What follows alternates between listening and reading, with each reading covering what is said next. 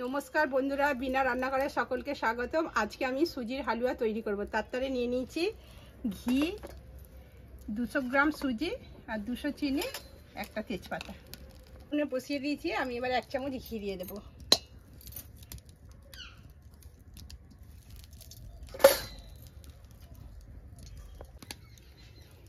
ঘিটা গরম হয়ে গেছে, আমি এবার এতে একটা তেজপাতা দিয়ে দেবো।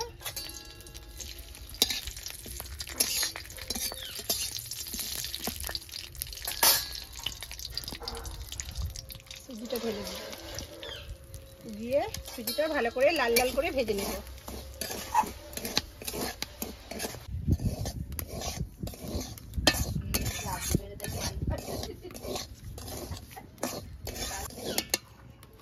সুজিটা লাল লাল করে ভাজা হয়ে গেছে, দানা দানা টাইপের এসে গেছে। আমি এবার জল দিয়ে দেবো।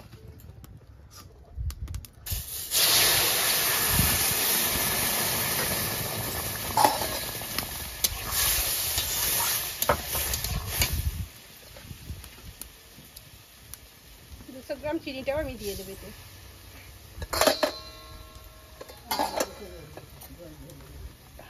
পরিমাণ মতো একটু নুন দিয়ে দেবো।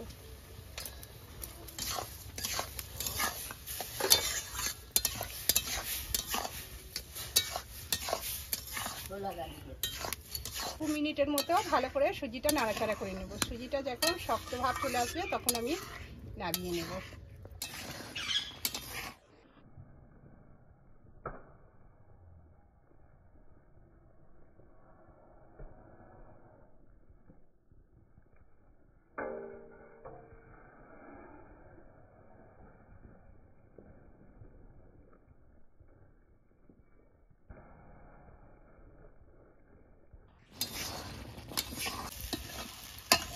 সুজিটা হয়ে গেছে, আমি এবার ঢেলে নেব।